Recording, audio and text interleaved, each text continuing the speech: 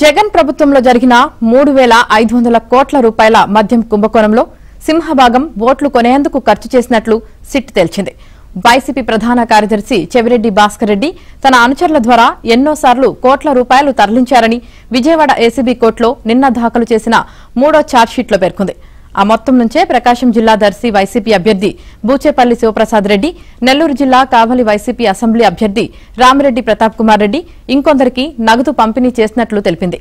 అంతేగాక లిక్కర్ ముడుపుల సొమ్మును వైట్ గా మార్చుకోవడానికి తిరుపతి కేంద్రంగా చెవిరెడ్డి పలు షెల్ కంపెనీలు సృష్టించారని, వాటి ద్వారా ఎలాంటి లావాదేవీలు జరపలేదని కోర్టుకు వివరించింది.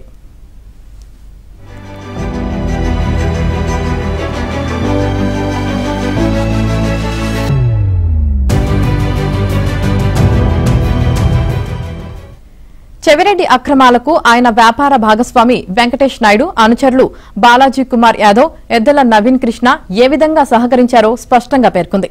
ఈ కేసులో జూలై 19న ప్రాథమిక అభియోగ పత్రాన్ని విజయవాడ ఏసీబీ కోర్టులో దాఖలు చేసిన సిట్ అందులో మాజీ ముఖ్యమంత్రి వైఎస్ జగన్ పేరు ప్రస్తావించింది. ఆగస్టు 11న దాఖలు చేసిన రెండో ఛార్జ్షీట్లో మరిన్ని కీలక విషయాలు తెలిపింది.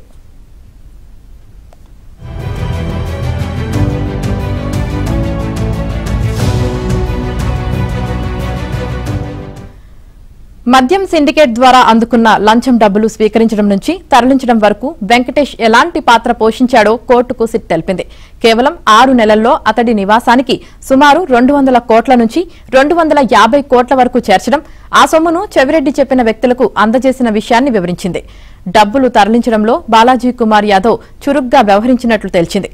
చెవిరెడ్డి ఇతర కీలక నిందితులైన రాజ్ కసిరెడ్డి, మిథున్ రెడ్డి, విజయసాయిరెడ్డి, ధనుంజయ రెడ్డి, కృష్ణమోహన్ రెడ్డి, వెంకటేష్ నాయుడు, ఎద్దెల నవీన్ కృష్ణ, హరీష్, మోహిత్ రెడ్డి తదితరులు కలిసి అక్రమంగా ఆర్జించిన సొమ్మును తాడేపల్లిలో ల్యాండ్ మార్క్ అపార్ట్మెంట్లో డి చరిష్మా నుంచి ఫ్లాట్ అద్దెకు తీసుకుని డెన్లో దాచి ప్రణయ్ ప్రకాష్ ను కాపలాగా పెట్టి ఆ తర్వాత ఆ మొత్తాన్ని ఎన్నికల్లో వినియోగించినట్లు వివరించింది.